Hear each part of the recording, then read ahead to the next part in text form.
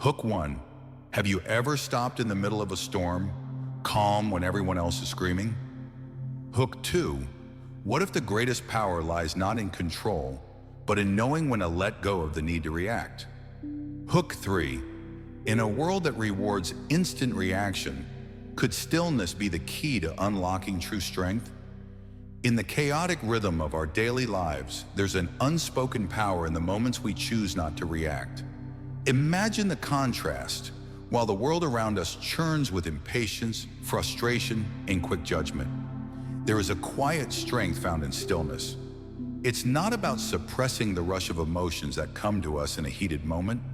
Instead, it's about understanding that in that brief pause, before the rush of anger, the wave of hurt, the impulse to lash out, lies the true power to master ourselves.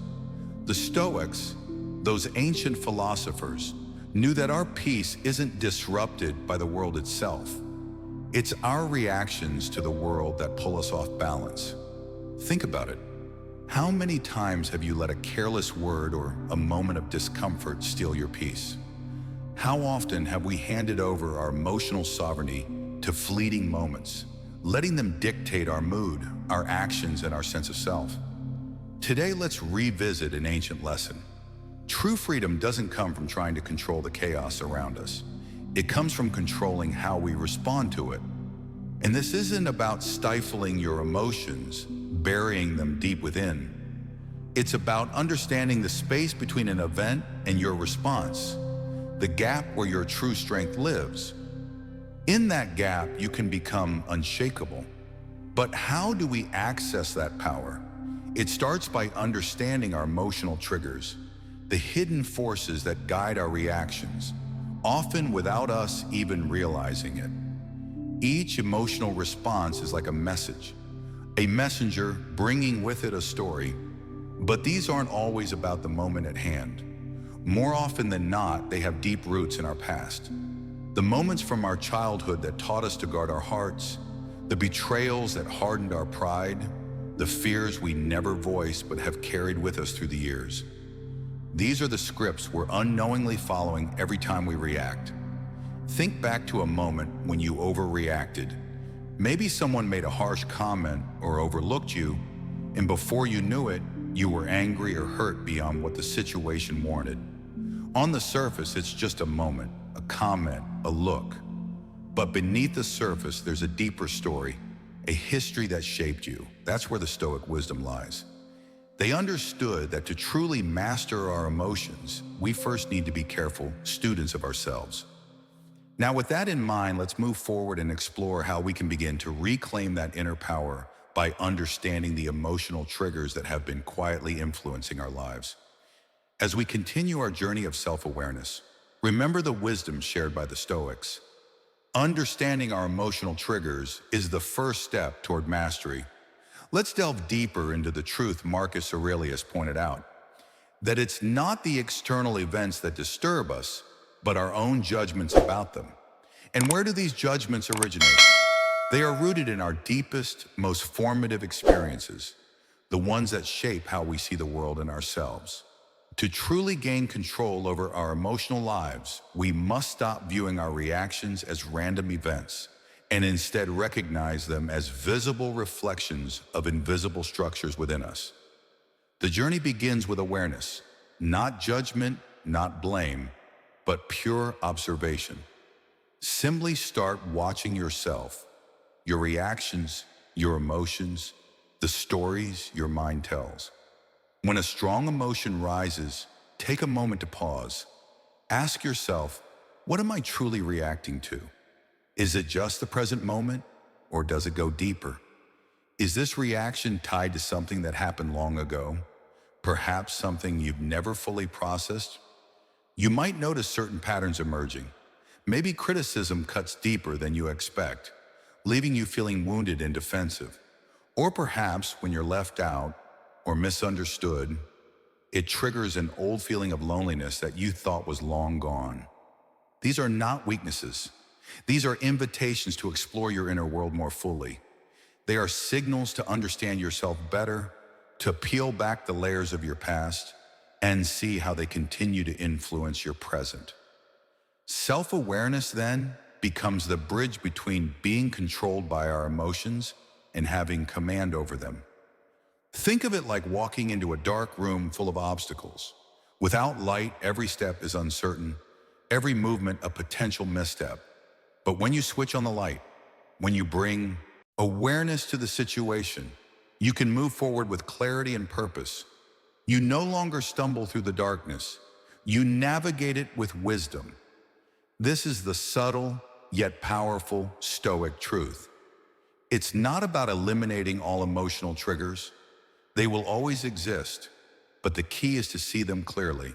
When you recognize them for what they are, simply events or reactions, you no longer let them control you.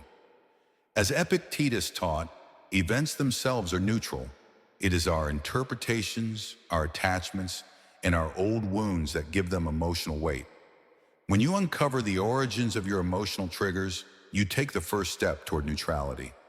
This doesn't happen overnight, but through consistent practice of observation, reflection, and self-compassion. Sometimes you will catch the trigger before it explodes. Other times you won't, and that's okay. It's all part of the process. Each moment of awareness is a small victory. Each insight, a step toward greater emotional resilience. Ask yourself often, where did this reaction come from? Is it really about what's happening right now? Or am I carrying a piece of the past into this moment? Over time, you'll find that the emotional waves that once overwhelmed you begin to lose their power. You will stand firmer, not because life is easier, but because you have become stronger. Understanding your emotional triggers is not about becoming emotionless. It is about freedom. Freedom to feel deeply without being ruled by those feelings.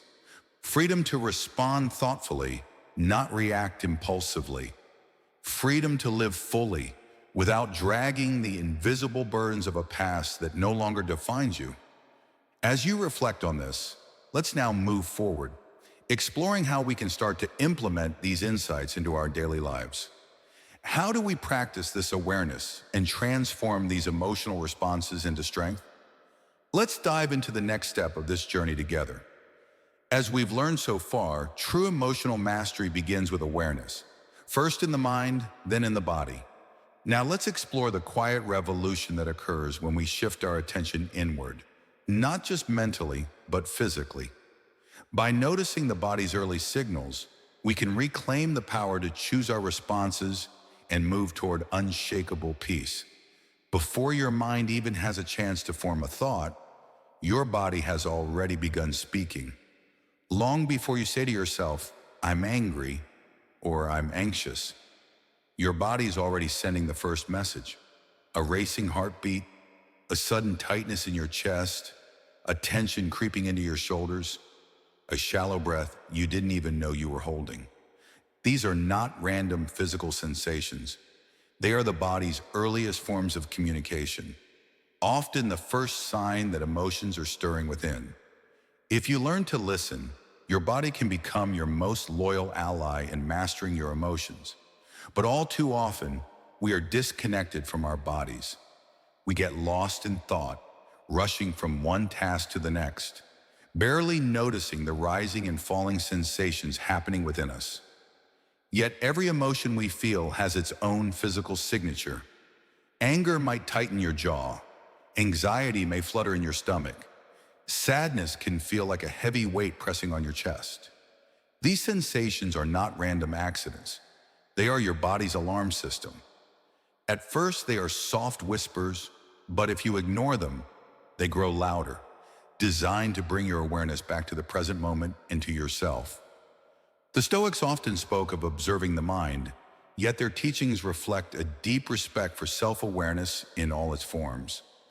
Marcus Aurelius frequently wrote about watching his thoughts from a distance, observing without judgment. Today, we understand that true observation begins not just in the mind, but in the body, the very birthplace of our reactions. Noticing the body is the first step toward reclaiming the sacred pause between stimulus and response. Instead of being swept away by emotions like anger, fear, jealousy, or sadness, you begin to notice the first ripple, the subtle stirrings within. You recognize, something is happening inside me. And in that moment of recognition, you open a door where choice resides, a door where you are no longer a prisoner to your instincts, but an active participant in your experience. When an emotional reaction rises, train yourself to check inward first. Instead of lashing out with a defensive remark, breathe deeply into the tension you feel. Instead of retreating into silent resentment, place a hand gently on your chest and notice your heartbeat. Slow down. Ask yourself, what is my body telling me before my mind tries to explain it away? This practice of embodied awareness is simple but not easy. It requires presence, patience, and a willingness to feel discomfort without running from it. In many ways, the body is more honest than the mind. The mind can rationalize, deny, or distort, but the body speaks the truth plainly. If you feel unsafe, your muscles tighten. If you feel unseen, your breath becomes shallow. These signals are not weaknesses to overcome. They are invitations to understand yourself more deeply. With this understanding comes the power of choice. If you notice your body's signals early enough, you can intervene before the emotional storm takes over. A few slow, deep breaths can soften the rising tension before it explodes. Relaxing your shoulders consciously can send a signal of safety to your nervous system. Slowing your breath can break the cycle of panic before it engulfs you. Mastery does not mean you'll never feel these emotional waves. It means you learn to surf them instead of drowning in them. As Seneca wisely said, we suffer more in imagination than in reality. Much of our suffering is amplified because we miss the body's early warnings and let our imagination run wild. But if you ground yourself in sensation, in the reality of the present moment, you strip the emotion of much of its destructive power. Imagine your body as an emotional early warning system, a living compass that alerts you to storms before they fully form. Each signal you receive is an opportunity to choose a different path, to pause, to breathe, to respond from wisdom rather than reaction. This is not repression or avoidance. It's the highest form of emotional respect, listening fully before taking action. Over time, this practice becomes second nature. You will begin to move through the world with greater sensitivity, aware of your body, your emotions, and your ability to choose your responses with clarity and purpose. And in this quiet revolution, you will find your peace, unshakable, resilient, and ever-growing. As we explore this further, let's consider how to integrate this embodied awareness into our daily interactions and choices. How do we make this practice a natural part of our everyday lives, even when faced with challenges? Let's move to the next step in cultivating emotional mastery. This is where true emotional mastery begins, not with hypersensitivity, but with awareness. The ability to notice, to sense the first flicker of anger before it ignites into rage, or the tightening of anxiety before it becomes a paralyzing grip. It's a skill that empowers you to navigate life with choice, to pick patience over impulsiveness, calm over chaos, and clarity over confusion. This is not a small practice. It is the foundation of all emotional control. Without the ability to feel and understand our inner landscape, we are at the mercy of external forces. When you learn to master the signals of your body, you begin to master the storms of your life. These internal signals are not to be feared or ignored. They are the keys to understanding yourself and to reclaiming your power in every moment. You are no longer swept away by life's emotions. You are the one in control, steering through the chaos with steady hands. Next, let's explore the critical step of creating a pause before reacting. There is a moment, a brief, subtle fraction of time between stimulus and response, where true freedom lives. It's a moment so fleeting that most people miss it. They go straight from feeling to reacting, like a spark meeting dry grass. But this is where the greatest strength lies, in finding that space, expanding it, and choosing to live within it. This is where mastery truly begins. Not in suppressing emotion, not in denying it, but in learning to choose your action rather than being enslaved by impulse. The world often praises quick reactions. Be fast, be sharp, respond immediately. But true wisdom moves differently. It doesn't rush, it doesn't flinch. It waits, listens, and only then responds. The Stoics understood this timeless truth deeply. As Epictetus wisely taught, while we cannot control external events, we can always control our judgment about them. And that judgment happens in the pause. Without that pause, we are nothing more than puppets, reacting to the whims of circumstance. Creating that pause is no small feat. Our biology is wired for speed, fight, flight, freeze. When we feel threatened, slighted, or embarrassed, our body floods with energy, preparing us for immediate action. This instinct once kept us alive, but today it often ruins conversations, careers, and relationships. In the modern world, it's not the strongest who thrive, but those who can breathe through the first wave of emotion, who can find that brief moment of pause and choose a response aligned with their highest values, not their fleeting feelings. So how do we build this pause? It starts with the simplest yet most profound practice. Breathe. When you feel an emotion rising, whether it's anger, anxiety, or frustration, don't speak, don't act, just breathe. A slow, conscious breath is a powerful tool. It interrupts the chain reaction of impulsivity and sends a signal to your nervous system. You are not under immediate threat. There is time. You are safe enough to think, to choose your response. As you begin to integrate this pause into your daily life, you will start to see a shift in how you respond to challenges.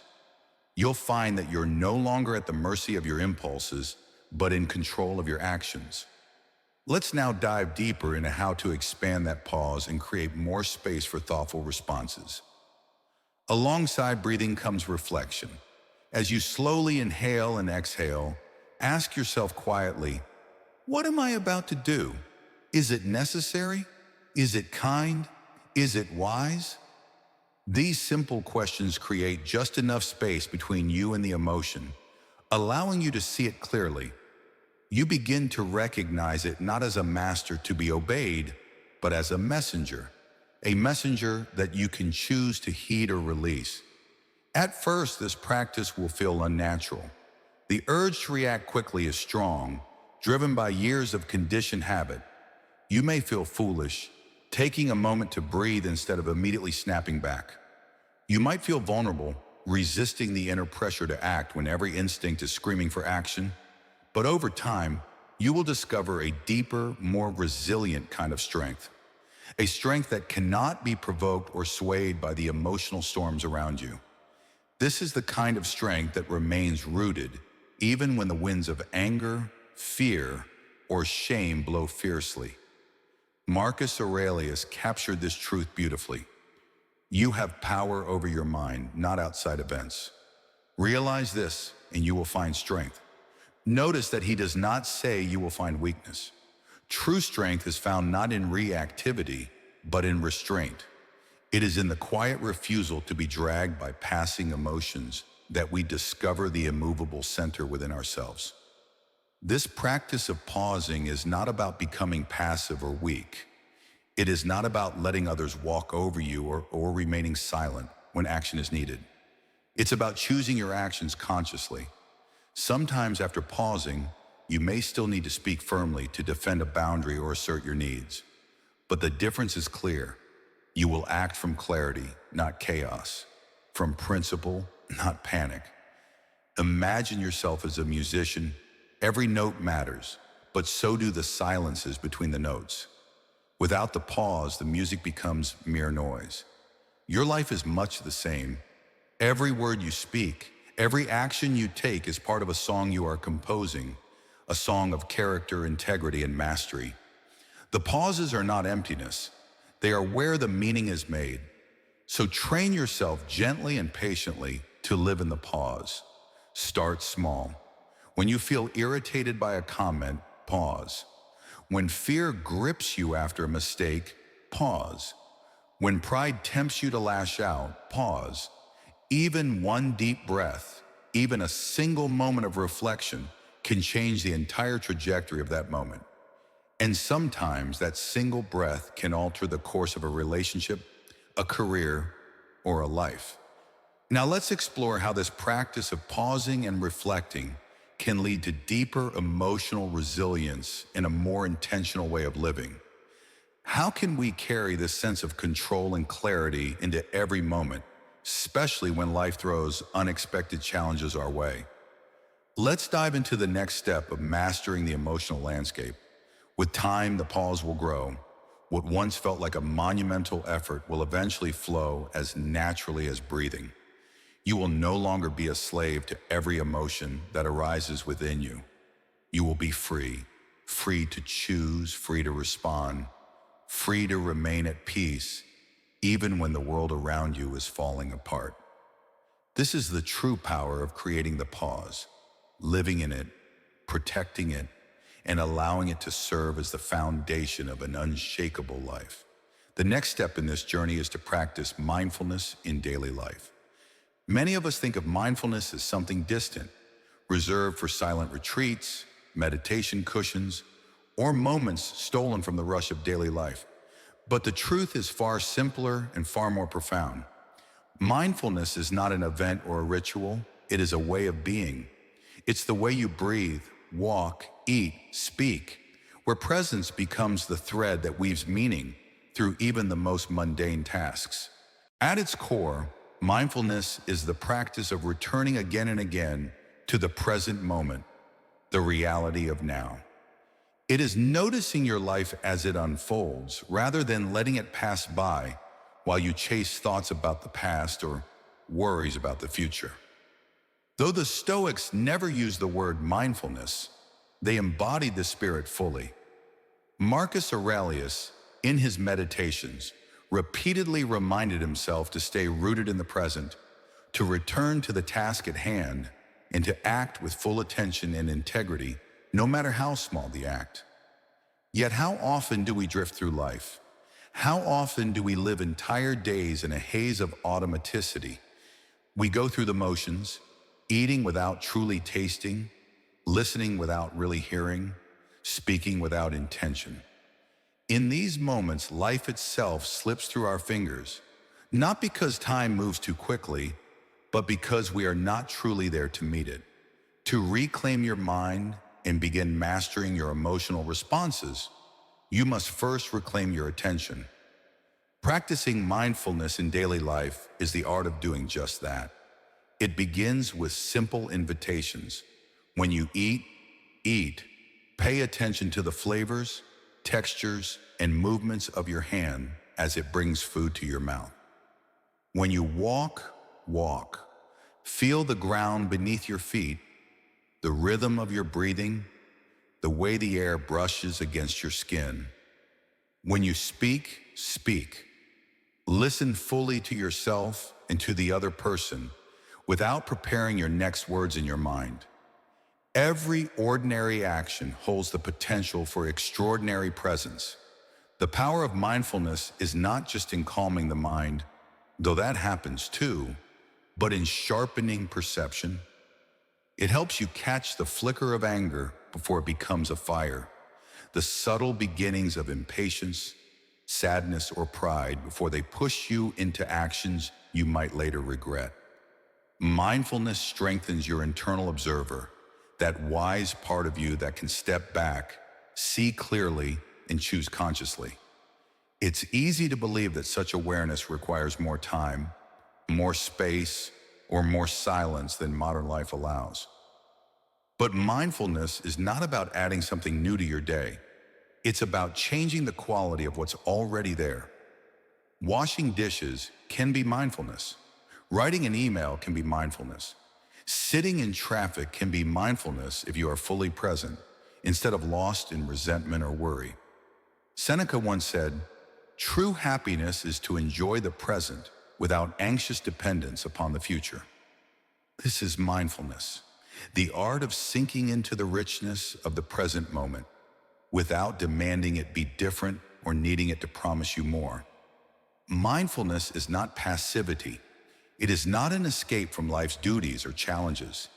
It is a deep engagement with life at its most authentic level. When you are present, you become more effective, not less. Your actions carry more power because they are not diluted by distraction. Your words cut deeper because they are chosen with care. Your emotions lose their grip on you because you catch them in their infancy before they gain momentum. The path of mindfulness begins with small choices. One breath notice, one conversation given full attention, one meal eaten without screens, without rushing, without distraction. Do not underestimate the power of these small acts. Like drops of water carving stone, their power accumulates slowly, invisibly, until one day you look back and realize you've changed. Your mind is clearer, your heart is steadier, your life feels richer. Not because your circumstances have improved, but because you have finally arrived inside your own existence. As we continue this journey, let's explore how mindfulness can be used to navigate challenges and enhance our emotional resilience. How can we apply this practice to moments of stress, conflict, or doubt? Let's move forward and discover the transformative power of living in the present. And when life's inevitable storms come, as they always do, mindfulness becomes your anchor. It doesn't stop the rain, but it keeps you from being swept away. It doesn't eliminate sorrow or anger, but it allows you to hold them gently, to see them clearly, and to respond with wisdom instead of reflex. The great secret is this: the life you are searching for, the peace you are chasing, the strength you long for, they are not somewhere else waiting to be found. They are here, in this breath, in this step, in this conversation, always here, always waiting for you to notice. By practicing mindfulness in your daily life, you will discover that presence is not only a practice, it is a homecoming. It is a return to your truest self, a reconnection with the moment, and a realization that you are already whole. This profound simplicity brings you back to the center, where peace and strength reside. Now let's explore another vital aspect of this journey: cultivating deep self-awareness. To know yourself is the beginning of all wisdom. Yet in a world that constantly pulls our attention outward, toward news, noise, and the endless movements of others, turning inward has become a rare, almost radical act. Self-awareness is not merely noticing what you do, it is understanding why you do it. It's the art of holding a mirror to your own mind, without distortion, without defense, and without fear. Most people live in reaction to themselves, not in true relationship with themselves. They move through the world dragged by moods they do not understand, by desires they cannot explain, and by fears they refuse to name. Without self-awareness, emotions do not serve us, they rule us.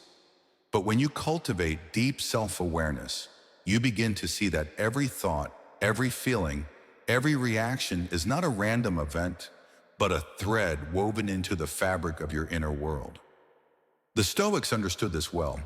Marcus Aurelius, in his Meditations, didn't just reflect on life's grand meaning, he constantly examined his own motives, impulses, and judgments. He wrote to himself, "When you arise in the morning, think of what a precious privilege it is to be alive, to breathe, to think, to enjoy, to love." But more than that, he spent countless pages questioning his own motivations, checking his impulses, and observing his judgments. This wasn't self-criticism, it was self-clarity. Without clarity, freedom is impossible. Cultivating deep self-awareness begins with a simple practice: observation without judgment. Begin by noticing your thoughts as they pass through your mind, Watch your emotional waves as they rise and fall. When you feel anger, pause and observe it. What sparked it? What story are you telling yourself about this? When you feel sadness, sit with it. Where in your body do you feel it? What memory or expectation is feeding it? This is not about fixing your emotions. It's about understanding them like an astronomer studying the stars, with curiosity, not condemnation. Journaling becomes a powerful companion on this path. Not the polished journaling of perfect sentences and profound insights, but the raw, honest act of putting your inner landscape onto paper. Write your fears, your frustrations, your dreams, and your doubts. See them outside of yourself. In doing so, you loosen their invisible hold. A thought written down is a thought made visible. And what is visible can be understood. What is understood can be transformed. Self-awareness also requires a willingness to face uncomfortable truths. It's easy to notice when we are wronged by others. It's much harder to notice when we cling to victimhood. It's easy to spot injustice done to us, but harder to admit when pride blinds us. But deep self-awareness means facing even the parts of ourselves we would rather avoid. Not with harshness, not with shame, but with quiet, courageous honesty that says, this too is part of me. And because I see it, I'm no longer bound by it. Seneca once taught, no man is more unhappy than he who never faces adversity, for he is not permitted to prove himself. In the same spirit, no one is more lost than the person who never looks within. Without facing the truth of your own mind, you are like a ship without a rudder, tossed at the mercy of every storm. But when you know yourself, your strengths, your weaknesses, your tendencies, your triggers, you can steer your life with intention. Self-awareness is not a destination. It is a daily practice, a lifelong conversation with yourself. Some days you will feel clear and strong, understanding your emotions as they arise. Other days you will stumble, fall into old patterns, and miss the signs. That too is part of the journey. What matters is not perfection, but persistence. Each moment of honest observation, no matter how small, strengthens your ability to live with intention rather than reaction. In cultivating self-awareness, you also cultivate compassion for yourself and for others. You begin to see that everyone carries their own hidden struggles, their own invisible battles. You become less quick to judge and more quick to understand. This is the heart of wisdom. As we continue on this path, let's explore how to nurture this self-awareness in our daily lives, how to turn it into a powerful tool for growth, and how it can transform the way we relate to others. What does it mean to live with deep self-awareness, not just in moments of reflection, but in our day-to-day interactions? Let's delve into the next step of this transformative journey. And this understanding quietly transforms the way you move through the world. There is a serene confidence that comes from truly knowing yourself, a steadiness that no external chaos can easily disturb. When you see yourself clearly, both your light and your shadow, you are no longer swayed by praise or destroyed by criticism. You become anchored in something deeper than opinions, deeper than circumstances, rooted in the simple, unshakable truth of who you are. As you cultivate deep self-awareness, you no longer live at the mercy of the unseen forces within you. You become the quiet master of your own mind, not through force, but through the patient and courageous act of simply seeing.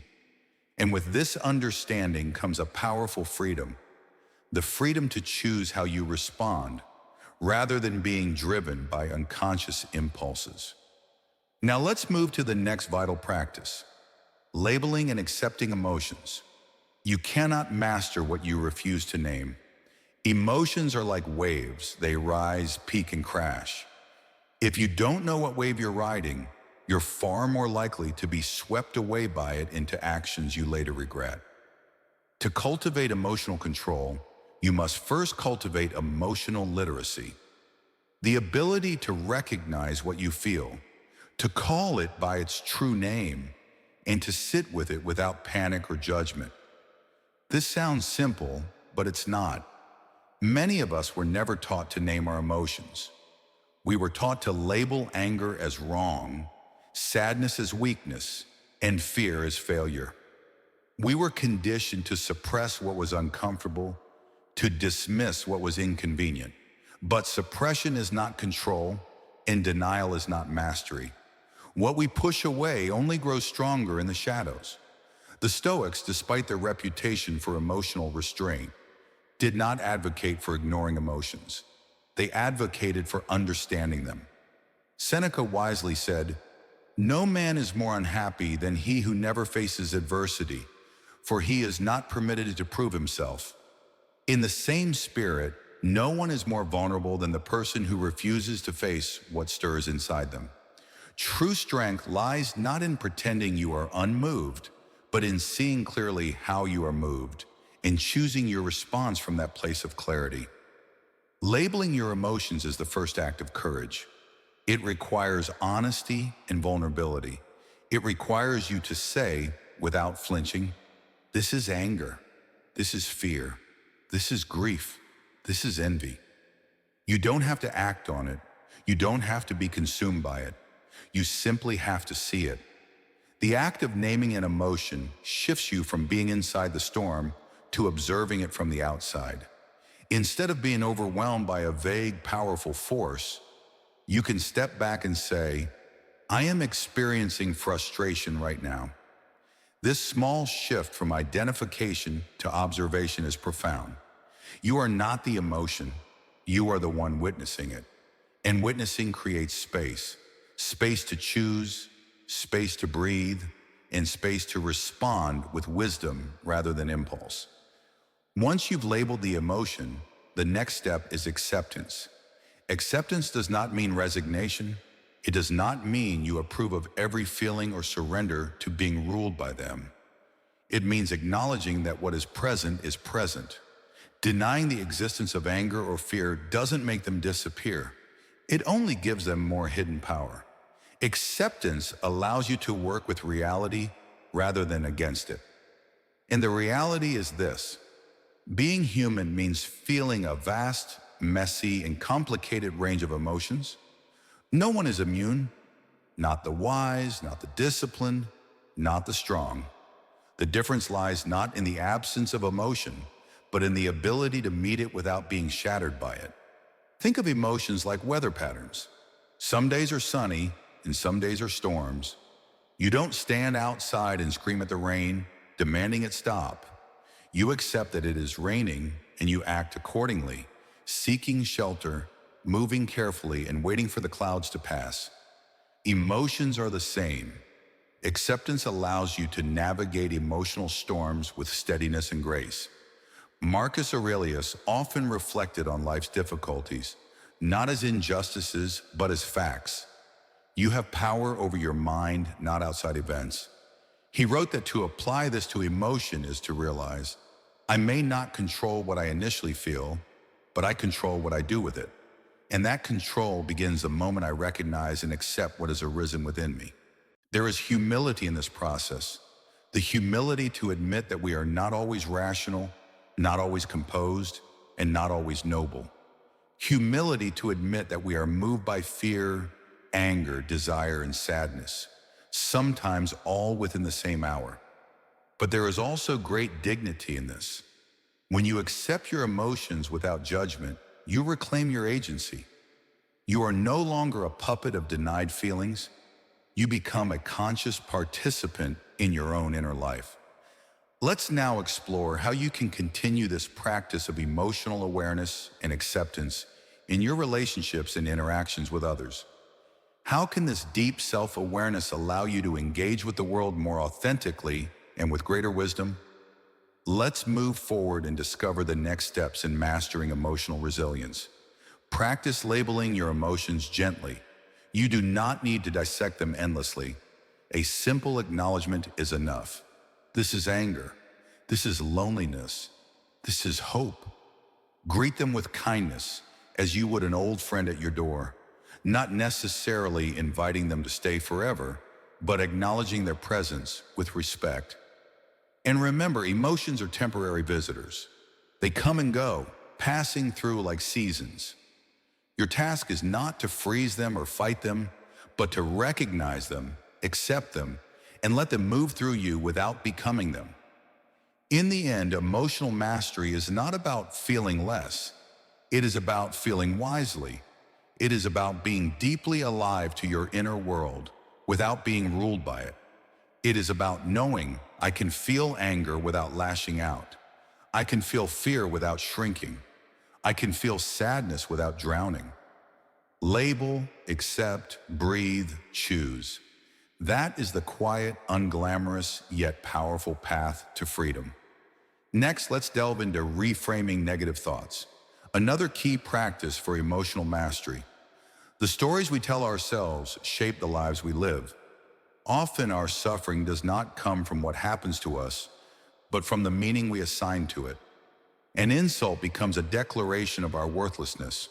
A failure turns into a prophecy of future defeat. A single moment of rejection can, in our minds, become an entire lifetime of inadequacy. This is the silent, relentless work of unexamined negative thoughts, and it is one of the greatest causes of emotional suffering. The Stoics saw this clearly. They taught that events themselves are neutral. It is our judgments that give them color, weight, and emotional charge. As Epictetus said, it's not what happens to you, but how you react to it that matters.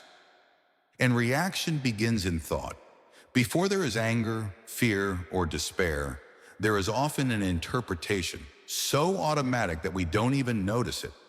To reframe negative thoughts is not to deny pain or pretend that everything is fine. It is to see the event clearly, strip away the layers of catastrophic storytelling, and choose a more empowering perspective.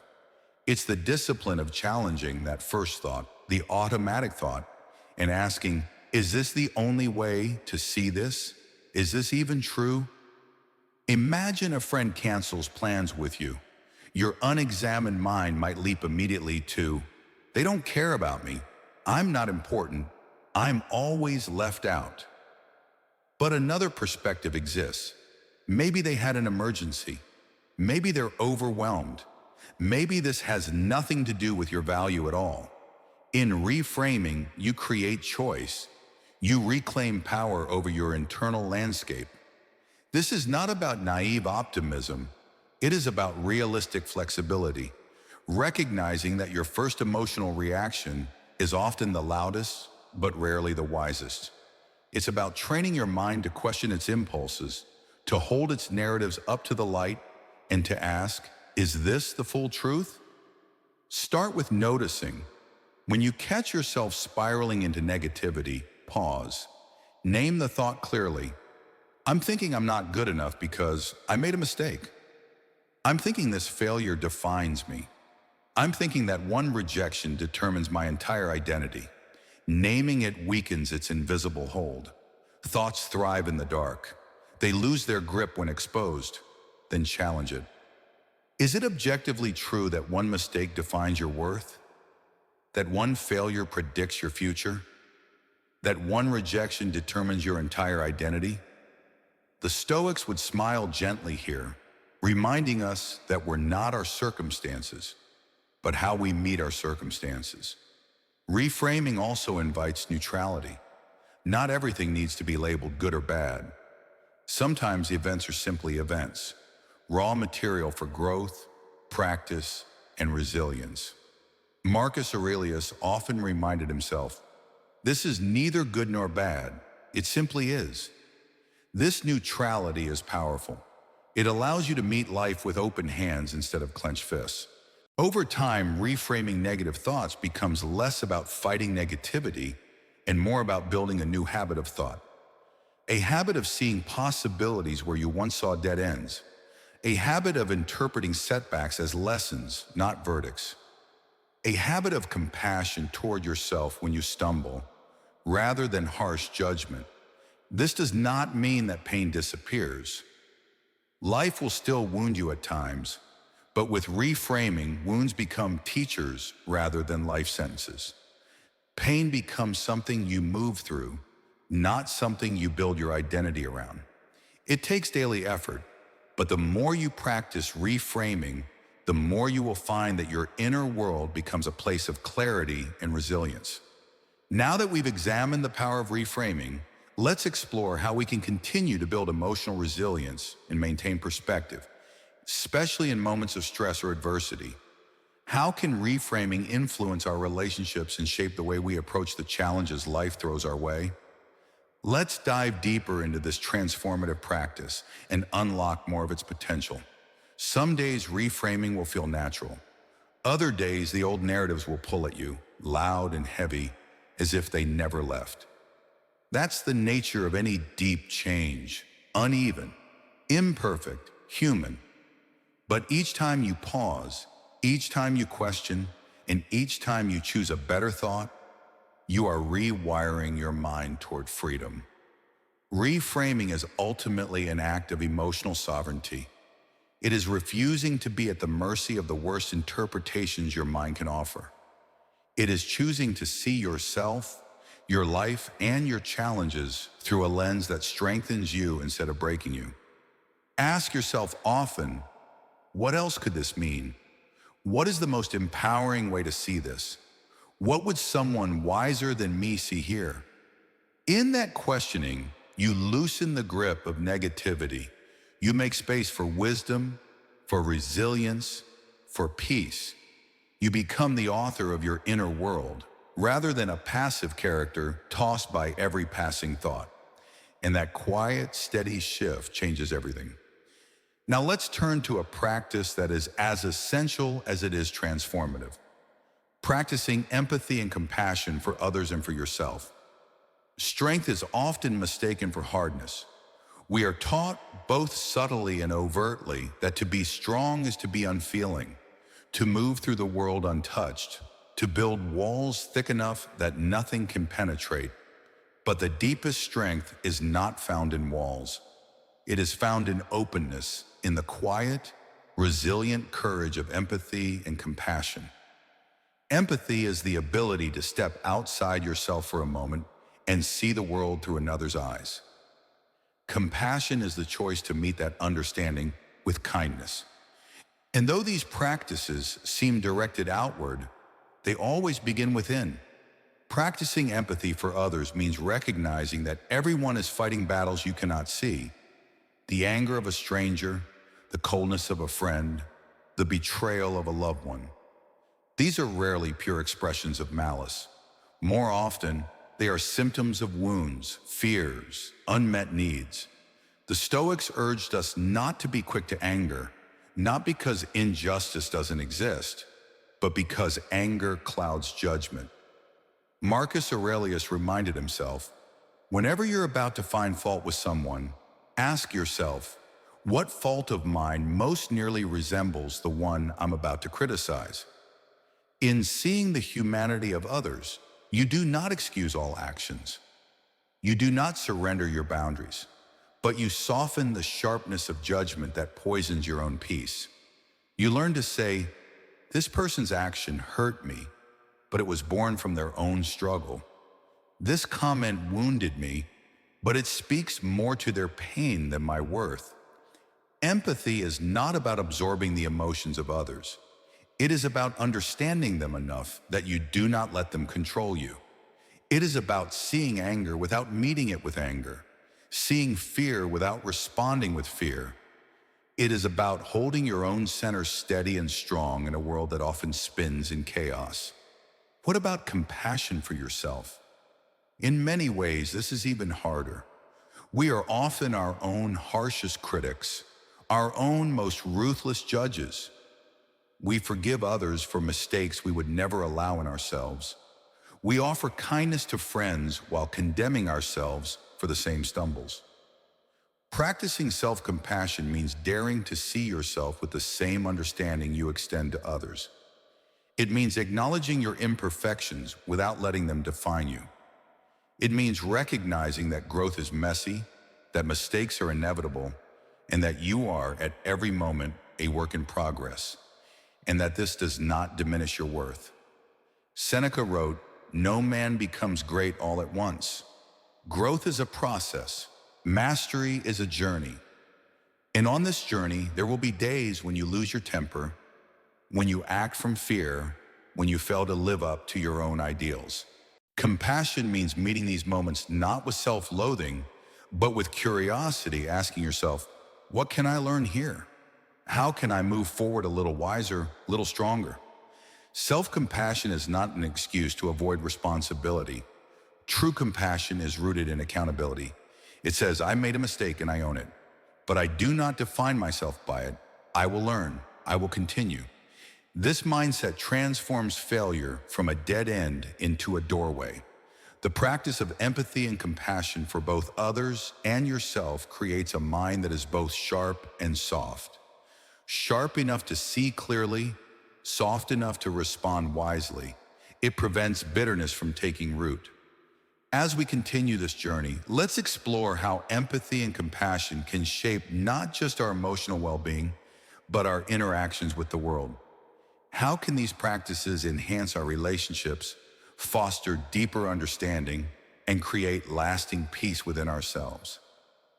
Let's move forward and deepen our exploration into these transformative qualities. It keeps the heart supple, even when the world gives you every reason to harden it. Empathy teaches you patience with others, while compassion teaches you patience with yourself. Together, they build a life of emotional maturity, where strength is measured not by how fiercely you can fight, but by how gracefully you can endure, understand, and keep moving forward. Every day offers opportunities to practice. A colleague snaps at you, a stranger cuts you off in traffic, a friend disappoints you. Your own mind berates you for a forgotten task. In each moment, you can choose: react blindly or respond compassionately. Harden or stay open. Drown in judgment or rise in understanding. The choice is not always easy, but it is always yours. And every time you choose empathy over anger, compassion over criticism, patience over blame, you become stronger, not in the brittle way of someone who cannot be touched, but in the profound way of someone who cannot be broken.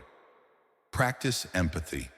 Practice compassion for others, for yourself, and watch how quietly, how powerfully your world transforms. Now let's turn to taking full responsibility for your reactions. There is a silent, invisible line between what happens to you and what you choose to do with it. Many never cross it. They spend their lives caught in a loop of blaming circumstances, blaming people, blaming fate, as if their emotions were puppets pulled by someone else's hand. But real freedom, the kind that no one can take from you, begins the moment you accept a simple, unflinching truth. You are responsible for your reactions, not for what happens, not for what others say or do, but for the meaning you give, the thoughts you entertain, the actions you choose. In the teachings of Stoicism, this distinction is sacred. Epictetus made it clear, we are not disturbed by events, but by the views we take of them. Notice carefully, he does not deny that events can be painful. He simply refuses to grant them absolute power over the inner life.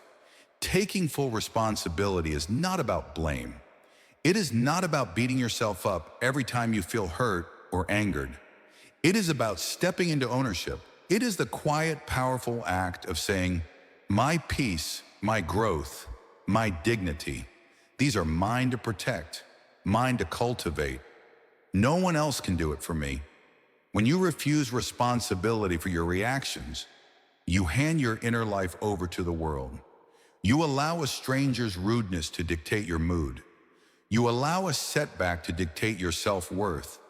You allow the chaos of life to determine whether you stand tall or collapse. But when you claim responsibility, you reclaim sovereignty. You begin to live from the inside out rather than from the outside in. This shift is neither easy nor instant. It requires letting go of excuses, letting go of apologies that may never come. It demands that you stop waiting for circumstances to improve before you decide to be calm, centered, whole. It requires that you stop measuring your inner state by outer conditions, and most of all, that you give up the comfort of blaming others. There is a certain comfort in blaming others. It absolves us from the hard work of change. It makes the world the villain and us the helpless victims. But comfort is not the same as freedom. True freedom is uncomfortable. It requires the courage to see your own role in your own suffering. It requires the humility to admit, I chose this thought. I fed this emotion. I acted from this impulse. Responsibility does not mean perfection. You will still feel the sting of anger, the pull of sadness, the surge of fear. You are human, but with responsibility, you catch yourself quicker. You step back sooner. You own the process rather than being owned by it. Marcus Aurelius, facing betrayals, wars, and the endless pressures of empire, wrote, "You have power over your mind, not outside events. Realize this, and you will find strength." Strength, real strength, is not found in controlling the uncontrollable. It is found in mastering what is always within your reach, your interpretation, your intention, your response. When you take full responsibility for your reactions, a transformation begins. Criticism no longer destroys you, it informs you. Setbacks no longer define you, they refine you. Other people's behavior no longer dictates your inner weather. You become the steady sky above the passing storms. This does not mean you excuse mistreatment. Boundaries are part of responsibility too. If someone disrespects you, you can and should respond with clarity and firmness. But even then, the energy you bring, the calm or chaos you embody, is your choice. Responsibility is empowerment. It is the quiet armor that protects your peace in a noisy world. It is the invisible compass that keeps you steady when life pulls you in 1,000 directions. As we continue this journey, let's explore how taking full responsibility for your reactions can enhance your relationships, improve your resilience, and deepen your connection with yourself and others. What does it mean to truly own your responses and navigate life with a sense of empowerment? Let's move forward and discover how this practice can transform your entire experience. And it is not a one-time decision. Every day, you are given 100 opportunities to practice. When someone cuts you off in traffic, when a friend disappoints you, when your plans fall apart, each moment asks, will you react blindly or respond consciously? Will you blame or will you own? Over time, these small moments shape your character. They build a foundation of strength that cannot be shaken by the behavior of others or the unpredictability of life. They forge a resilience that is not loud or showy, but quiet, steady, and unbreakable. Taking full responsibility for your reactions is not just a skill, it is a way of life, a declaration that you will no longer be at the mercy of forces outside your control. It's a commitment to live from within, anchored to your own values, guided by your own chosen response. Own your reactions, own your peace, own your life. Now let's turn to releasing the weight of ego, pride, and grudges. There is a heaviness we carry without even knowing. It weighs on the mind, tightens the heart, clouds our judgment, and it is made not of what others have done to us, but of what we refuse to let go. Our ego, our pride, and our grudges. We often think of strength as holding on, standing our ground, refusing to yield. But sometimes true strength is found in the quiet decision to set down the weight that no longer serves us. Sometimes it is in releasing, not clinging, that we become free. The ego whispers that we must always be right, that any slight is an attack, that any loss of face is an unforgivable humiliation. Pride tells us that forgiveness is weakness, that to move on without revenge is to surrender. Grudges convince us that holding on to anger somehow protects us from further pain. But the Stoics, in their wisdom, saw things differently. They understood that clinging to offense, to pride, to the need for vindication only chains us to the very things we claim to resent.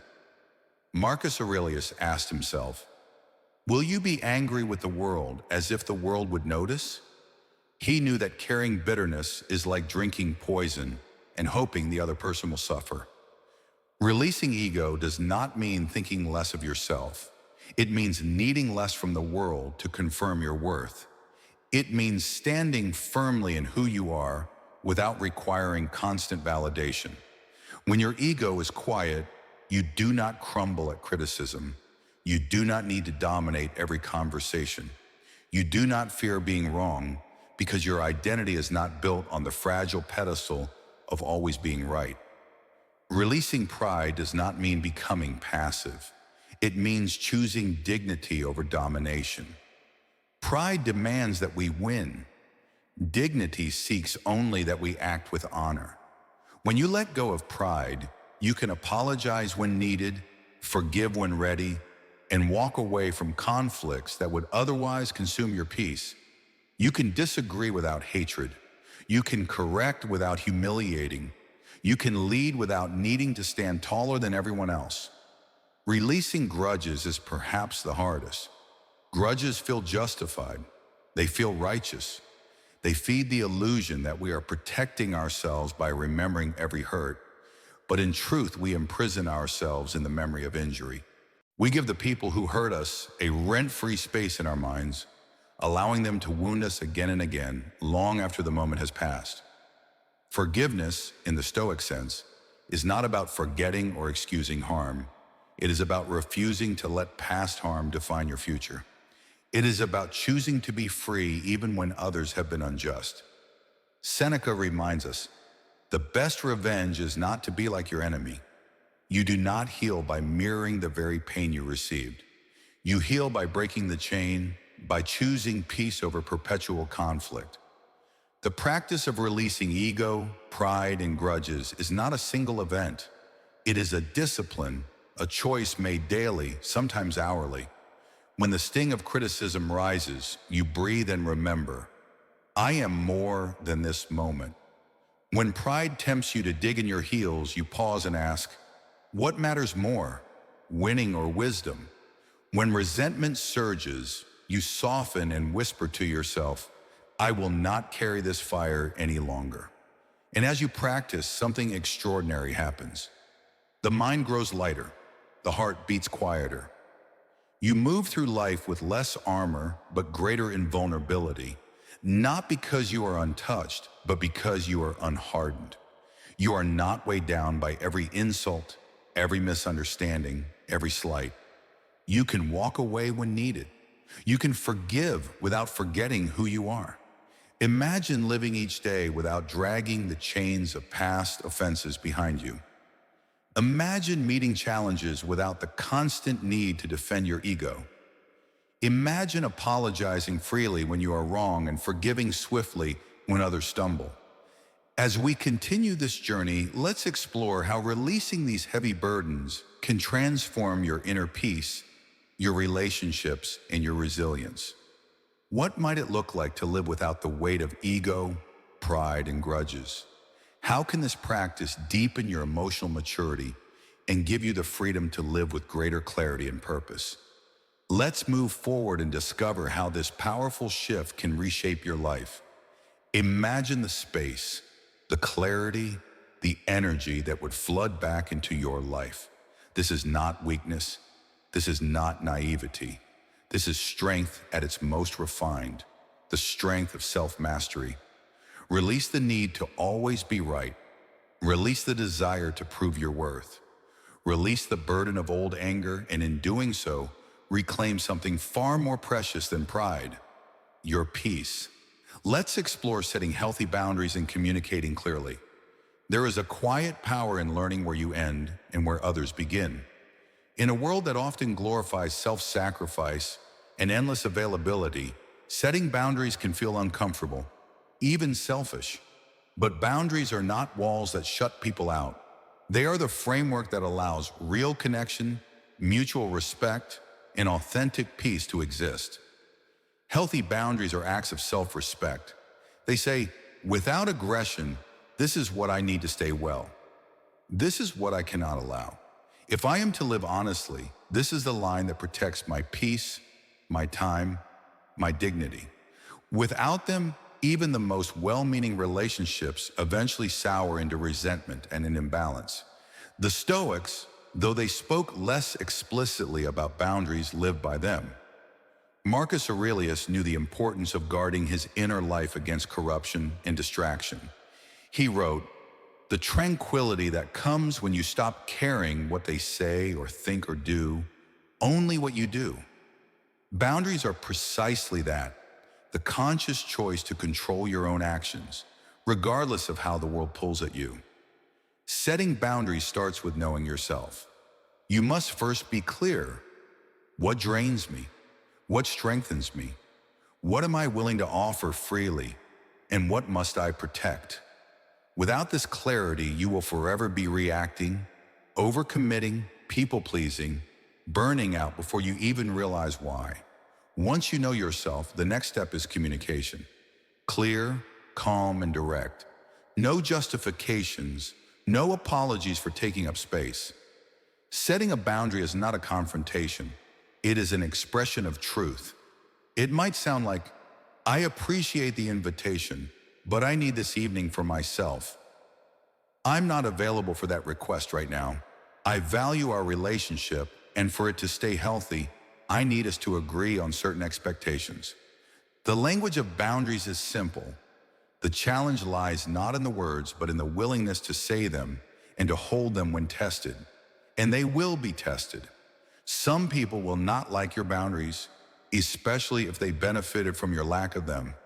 They may guilt you, question you, push against your limits. That is their right, but it is also your right and your responsibility to stand firm, without anger, without apology, and without drama. Seneca said, "Associate with people who are likely to improve you." Healthy boundaries are how you ensure that your associations uplift you instead of draining you. They are how you protect the sacred space where growth, love, and self-respect can flourish. Clear communication does not mean cruelty. You do not need to be harsh to be firm.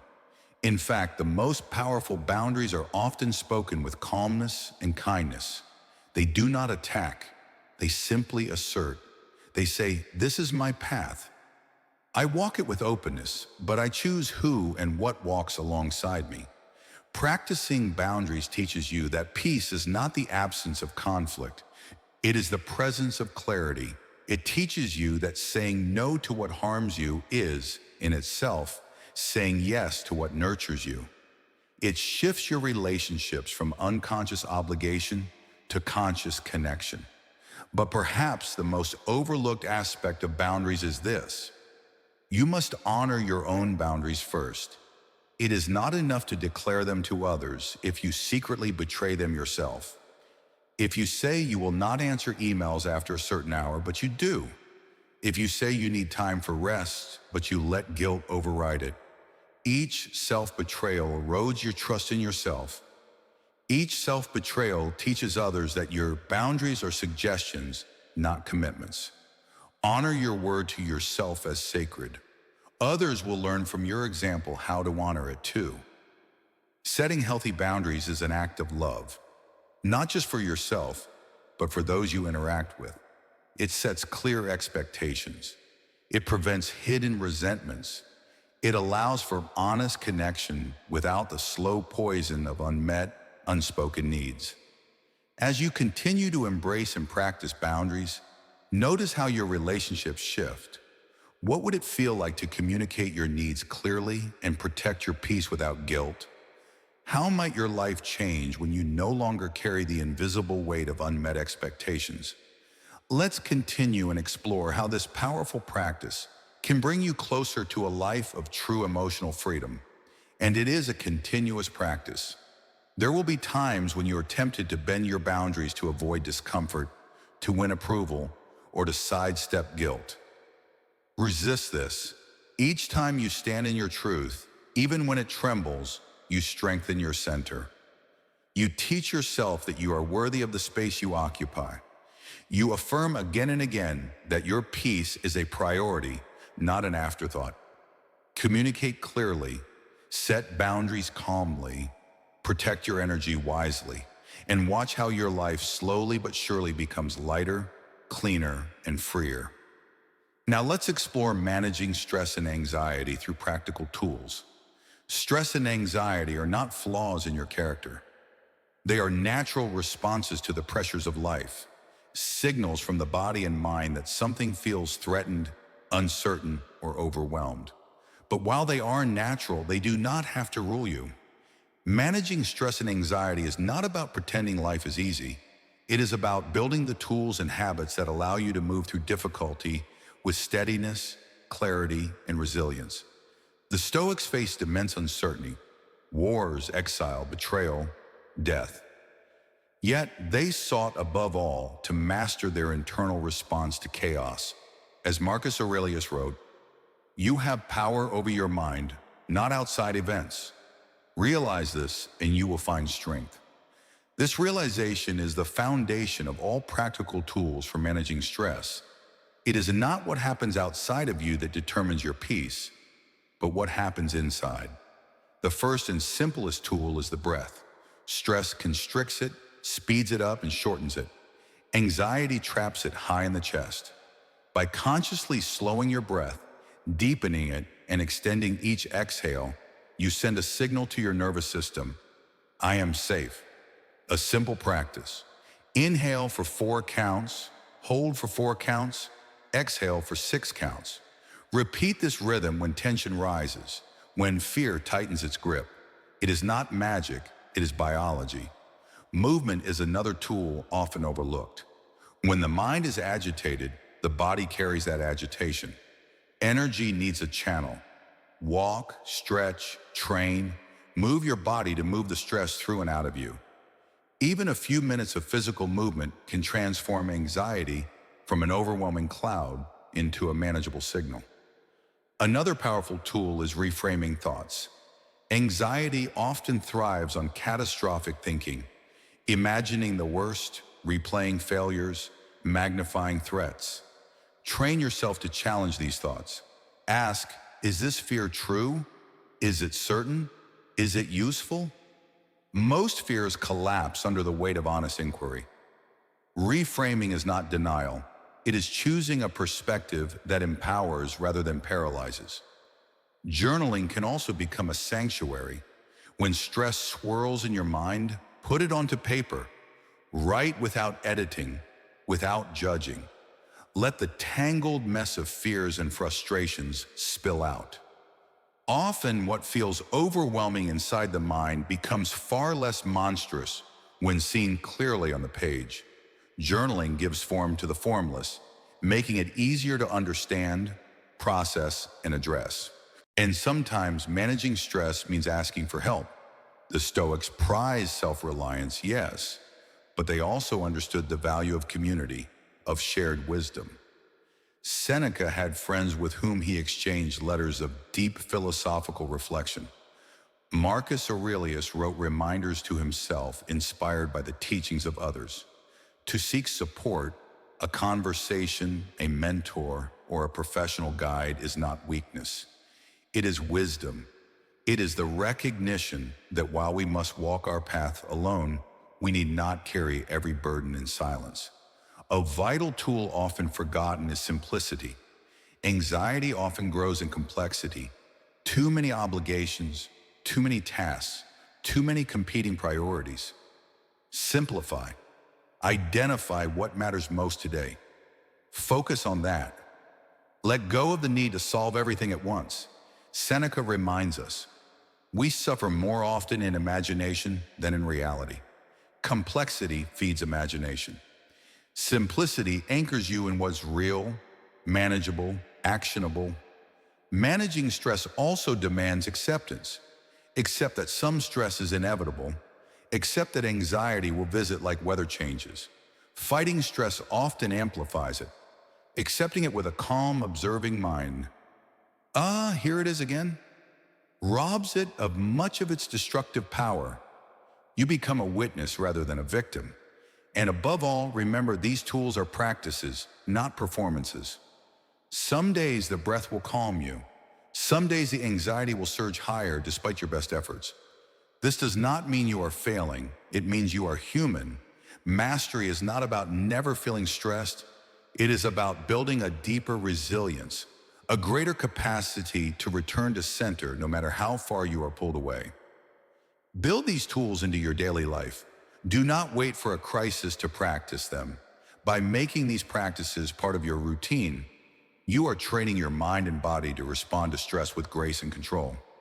Let's continue to explore how these strategies, coupled with emotional intelligence, can create lasting inner peace. How might your life look when you have the tools to face any challenge with steady composure? Let's discover this next. Yourself. It is in these moments where you stand in the light of your humanity, flaws and all, that true growth happens. Your imperfections are not something to hide or be ashamed of. They are the very fabric of your journey, the places where wisdom can grow and compassion can flourish.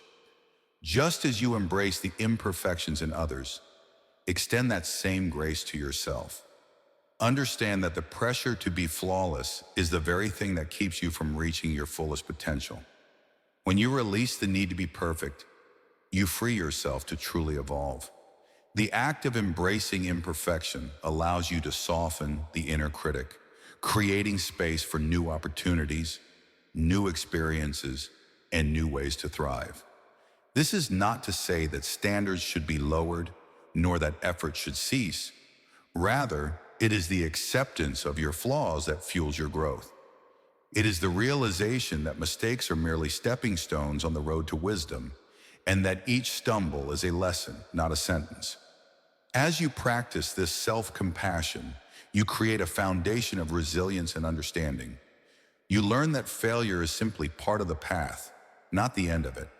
And when you forgive yourself, you begin to forgive others more freely. You let go of the need to control everything and allow life to unfold with its natural rhythm. Embracing imperfection brings peace, not because life is perfect, but because you are no longer at war with yourself. You learn to celebrate your progress, to be patient with your journey, and to trust in the unfolding of your life. It's a peaceful path, one that allows you to bloom in your own time without the fear of being not enough. This practice of self-compassion and embracing imperfection brings you closer to a life where you are free to be exactly who you are. Beautifully imperfect, wonderfully human. When you embrace your humanity, you not only unlock your potential, but also create a life filled with grace, growth, and joy. Now let's move forward and explore how you can apply this self-compassion to your relationships and build stronger, more understanding connections with those around you. It is about becoming flexible, adaptable, and grounded in the certainty that you can handle whatever comes your way. Emotional mastery is not about being unshaken by life's storms, but about learning how to bend without breaking, to flow with the currents rather than fighting them. As you develop a growth mindset and cultivate emotional balance, you will begin to see every challenge as an opportunity for growth.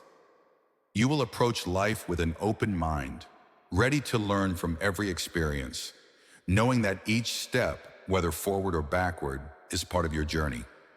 You will also become more compassionate toward yourself, understanding that mistakes and setbacks are simply part of the human condition. And sometimes managing stress means asking for help. The Stoics prized self-reliance, yes, but they also understood the value of community, of shared wisdom. Seneca had friends with whom he exchanged letters of deep philosophical reflection. Marcus Aurelius wrote reminders to himself inspired by the teachings of others. To seek support, a conversation, a mentor, or a professional guide is not weakness. It is wisdom. It is the recognition that while we must walk our path alone, we need not carry every burden in silence. A vital tool often forgotten is simplicity. Anxiety often grows in complexity. Too many obligations, too many tasks, too many competing priorities. Simplify. Identify what matters most today. Focus on that. Let go of the need to solve everything at once. Seneca reminds us, we suffer more often in imagination than in reality. Complexity feeds imagination. Simplicity anchors you in what's real, manageable, actionable. Managing stress also demands acceptance. Accept that some stress is inevitable. Accept that anxiety will visit like weather changes. Fighting stress often amplifies it. Accepting it with a calm, observing mind. Here it is again. Robs it of much of its destructive power. You become a witness rather than a victim. And above all, remember these tools are practices, not performances. Some days the breath will calm you. Some days the anxiety will surge higher despite your best efforts. This does not mean you are failing. It means you are human. Mastery is not about never feeling stressed. It is about building a deeper resilience, a greater capacity to return to center no matter how far you are pulled away. Build these tools into your daily life. Do not wait for a crisis to practice them. By making these practices part of your routine, you are training your mind and body to respond to stress with grace and control. Let's continue to explore how these strategies, coupled with emotional intelligence, can create lasting inner peace. How might your life look when you have the tools to face any challenge with steady composure? Let's discover this next. Yourself. It is in these moments where you stand in the light of your humanity, flaws and all, that true growth happens. Your imperfections are not something to hide or be ashamed of. They are the very fabric of your journey, the places where wisdom can grow and compassion can flourish. Just as you embrace the imperfections in others, extend that same grace to yourself. Understand that the pressure to be flawless is the very thing that keeps you from reaching your fullest potential. When you release the need to be perfect, you free yourself to truly evolve. The act of embracing imperfection allows you to soften the inner critic, creating space for new opportunities, new experiences, and new ways to thrive. This is not to say that standards should be lowered, nor that effort should cease. Rather, it is the acceptance of your flaws that fuels your growth. It is the realization that mistakes are merely stepping stones on the road to wisdom, and that each stumble is a lesson, not a sentence. As you practice this self-compassion, you create a foundation of resilience and understanding. You learn that failure is simply part of the path, not the end of it. And when you forgive yourself, you begin to forgive others more freely. You let go of the need to control everything and allow life to unfold with its natural rhythm. Embracing imperfection brings peace, not because life is perfect, but because you are no longer at war with yourself. You learn to celebrate your progress, to be patient with your journey, and to trust in the unfolding of your life. It's a peaceful path, one that allows you to bloom in your own time without the fear of being not enough. This practice of self-compassion and embracing imperfection brings you closer to a life where you are free to be exactly who you are. Beautifully imperfect, wonderfully human. When you embrace your humanity, you not only unlock your potential, but also create a life filled with grace, growth, and joy. Now let's move forward and explore how you can apply this self-compassion to your relationships and build stronger, more understanding connections with those around you. It is about becoming flexible, adaptable, and grounded in the certainty that you can handle whatever comes your way. Emotional mastery is not about being unshaken by life's storms, but about learning how to bend without breaking, to flow with the currents rather than fighting them. As you develop a growth mindset and cultivate emotional balance, you will begin to see every challenge as an opportunity for growth. You will approach life with an open mind, ready to learn from every experience, knowing that each step, whether forward or backward, is part of your journey. You will also become more compassionate toward yourself, understanding that mistakes and setbacks are simply part of the human condition.